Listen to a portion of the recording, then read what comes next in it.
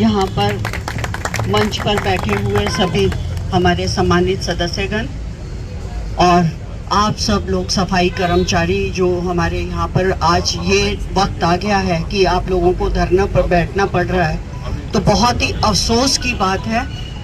मैं यहाँ पर आपके बीच में आई हूँ, सिर्फ इसलिए आई हूँ कि आपके इस धरनों से दुखी हूँ और यहाँ पर समर्थन देने के लिए आई हूँ कांग्रेस पार्टी की तरफ से कि हम आपके साथ हैं, हरदम साथ रहेंगे। कोई भी डिमांड आपकी जो होगी, जैसे कि अभी बताया, चाहे वो कपड़े और जूते की डिमांड है कि 2 जोड़ी आपको मिलनी चाहिए, चाहे आपकी आय है उसके ऊपर है कि जितना हमारा श्रम है उसके अकॉर्डिंगली समानता का हमें अधिकार मिलना चाहिए, और जो भी आपकी डिमांड्स हैं वो एक जायज़ डिमांड्स हैं। और आप देखते हो कि भी इस महंगाई के ज़माने में किस तरह से आदमी को गुजारा करना पड़ रहा है, और आप लोगों का हमेशा से शोषण करते आ रहे हैं। 10 साल हो गए इस सरकार को बने हुए, और 10 साल में जो छोटा बच्चा था वो जवान हो गया, लेकिन इनकी वैसी की वैसी ही हरकतें, वैसी की वैसी बातें, इनको कोई फर्क नहीं पड़ रहा।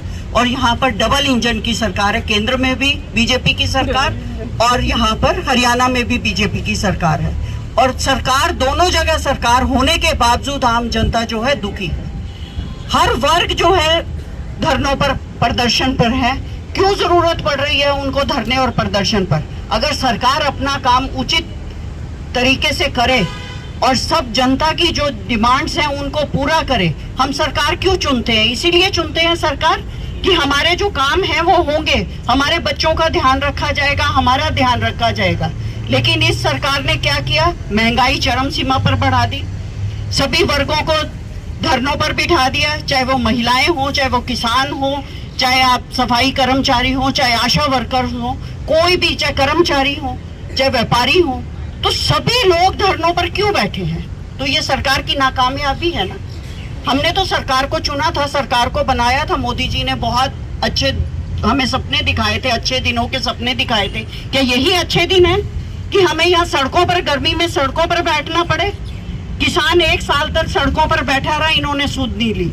ये किसी की सूद नहीं लेते, सिर्फ अमीर इनके जो दोस्त हैं उनके ही बढ़ाने के, पैसे बढ़ाने के लिए लगे हुए हैं, उनका धन इकट्ठा करवा रहे हैं। बाकी इनको आम जनता मरे जले कुछ भी हो, उनको कोई फायदा नहीं है, कोई फर्क नहीं पड़ता। तो ये कितनी बेशर्मी की बात है सरकार के लिए। और हम आपसे यही बात कहते हैं कि जो भी आपकी डिमांड है, आने वाली सरकार में हम आपकी डिमांड रखेंगे। जो मैनिफेस्टो कमेटी है, मैनिफेस्टो कमेटी में मैं भी हूँ, वहाँ पे भी आपकी डिमांड्स रखी जाएगी, वहाँ भी हम आपकी डिमांड्स लिखाएंगे, क्योंकि मैं अभी इसी काम पे लगी हुई हूँ कि सब जगह पे सब अपने लोग जो जो डिमांड्स हैं वो हमें बताएं, ताकि जब हम मैनिफेस्टो कमेटी में बैठेंगे तो उन डिमांड्स को रखा जाए और कांग्रेस का जो मैनिफेस्टो बने उसमें सभी लोगों की भागीदारी हो, जो लोग सभी जो जो चीज़ें चाहते हैं वो सब पूरी हो। और आपको पता होगा कि कांग्रेस पार्टी एक ऐसी पार्टी है जो कहती है वो करती है। इनकी तरह झूठी पार्टी नहीं है, झूठे लोग नहीं है कि वायदे किए और बाद में बोला कि ये तो जुमले थे। जुमले ये लोग देते हैं, धोखा ये लोग देते हैं। लेकिन कांग्रेस पार्टी एक ऐसी है कि जो कहती है वो करती है और गरीबों का ध्यान रखती है, आम जन का ध्यान रखती है।